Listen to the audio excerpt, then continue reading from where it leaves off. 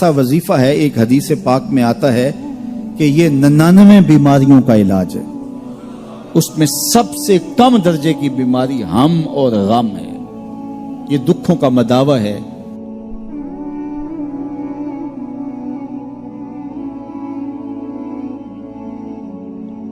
ارشاد فرمایا جو اللہ سے ڈرے اللہ اس کے لیے راستے کھول دیتا ہے، اور اللہ اس کو وہاں سے دیتا ہے جہاں سے اسے گمان بھی نہیں ہوتا۔ وَمَن يَتَوَكَّلْ عَلَى اللَّهِ فَهُوَ حَسْبُهُ، اور جو اللہ پر بھروسہ کرے اللہ اس کے لیے کافی ہو جاتا ہے، اس کی ضروریات کا وہ خود کفیل ہوتا ہے، اور اس کے کام اس کے ذمہ کرم پہ ہوتے ہیں، وہ ہو کے دیکھے اس کا۔ تو جو اللہ سے ڈرے اللہ اس کے لیے راستے بناتا ہے۔ حضرت عوف بن مالک رضی اللہ تعالی عنہ الاشجعی حضور کی خدمت میں حاضر ہوئے اور عرض گزار ہوئے کہ میرا بیٹا سالم مشرکین کی قید میں ہے اور میں فاقوں کی حالت میں ہوں، تو فرمایا آل محمد کے پاس ایک سیر جو ہیں، بس اس کے علاوہ ہمارے پاس بھی کھانے کے لیے دنیاوی اسباب نہیں ہیں۔ کہا صبر کرو اور اللہ سے ڈرو، اور لا حول ولا قوت الا باللہ کثرت کے ساتھ پڑھو۔ یہ ایسا وظیفہ ہے، ایک حدیث پاک میں آتا ہے کہ یہ 99 بیماریوں کا علاج ہے، اس میں سب سے کم درجے کی بیماری ہم اور غم ہے، یہ دکھوں کا مداوع ہے، مشکلات کا علاج ہے، اور یہ وظیفہ میرے حضور نے بتایا۔ حضرت ابو ذر غفاری رضی اللہ تعالیٰ عنہ کو حضور نے 5 چیزیں بتائی تھی، ان میں سے 5ویں چیز یہ تھی کہ ابو ذر کثرت کے ساتھ لا حول ولا قوت الا باللہ پڑھا کرو۔ فرمایا عرش الہی کے نیچے ایک خاص خزانہ ہے، یہ وظیفہ وہاں سے آیا ہے، یہ زندگی میں معمول بنا لو، جب پھنس جاؤ مشکلات میں آ جاؤ تو لا حول ولا قوت الا باللہ پڑھو، اللہ راستے کھولے گا۔ تو حضور نے 3 چیزیں فرمائی، اللہ سے ڈرو، صبر کرو، اور کثرت کے ساتھ لا حول ولا قوت الا باللہ پڑھو۔ وہ فرماتے ہیں کہ میں یہ عمل شروع کیا، ابھی گھر میں بیٹھا ہی تھا کہ دروازے پہ دستک ہوئی، تو میں اٹھا کہ دروازہ کھولوں دیکھوں کہ کون ہے، تو دروازہ کھولا، دیکھا میرا بیٹا کھڑا ہے اور اس کے پیچھے 100 اونٹ کھڑے ہیں۔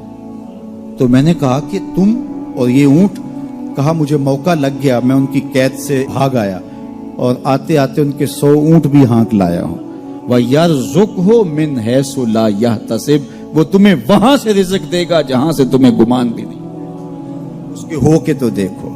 اللہ اکبر، اللہ کے ہو جاؤ تو پھر وہ تمہاری ضرورتوں کا کفیل ہو جائے گا۔ فرمایا حضرت عبداللہ ابن مسعود رضی اللہ تعالیٰ عنہ نے کہ کسی شخص کو فقر و فاقہ آ جائے تو وہ لوگوں کو بتائے کہ میں آج کل بڑے مشکل حالات میں ہوں، ہر وقت لوگوں کو بتاتا رہے تو اس کی مشکل بڑھے گی، اس کی مشکلیں آسان نہیں ہوں گی اس طرح۔ اور اگر وہ اپنی اس مشکل کو کسی سے شیئر نہ کرے بلکہ مصلی بچھا کے اپنے رب سے کہے کہ مالک فقر و فاقہ آ گیا ہے اور اس کا علاج تیرے پاس ہے، اس مرض کا مداوع تیرے پاس ہے۔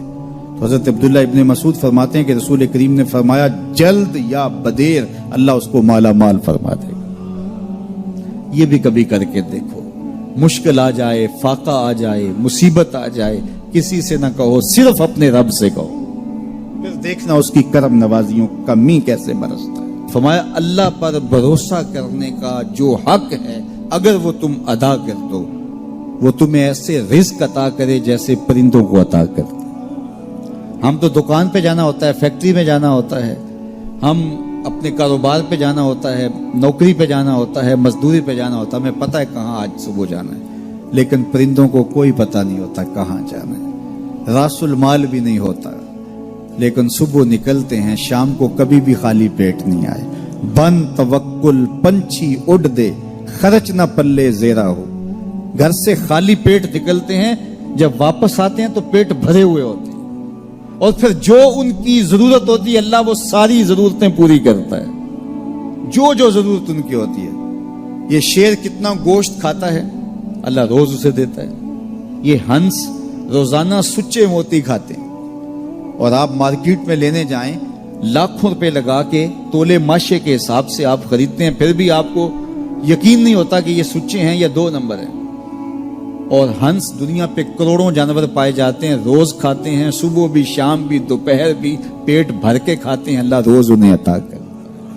कहा उस पे भरोसा तो करके देखो, वो तुम्हारी जरूरतों का कफील होगा। उस पे भरोसा करोगे वो तुम्हें वहां से देगा जहां तुझे गुमान भी नहीं होगा।